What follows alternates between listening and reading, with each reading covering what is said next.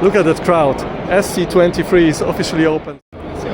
So let me quickly guide you how to find byteLAKE at SC23. So you just go to Exhibit Hall A, and once you're in, you turn right. Thank you.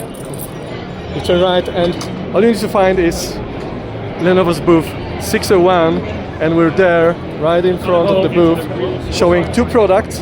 One is about accelerating CFD simulations with AI, and the second one is about leveraging AI to automatically inspect the quality of car engines at the assembly line. Hello and welcome once again to SC23. I'm Marcin. And I'm Mariusz, hello. And we're co-founders of a company named byteLAKE. And you can find us at Lenovo's booth number 601, where we're showing our AI products for industries. Don't forget, in Colorado, Convention Center. See you. We're waiting for you. We're looking forward to meeting you.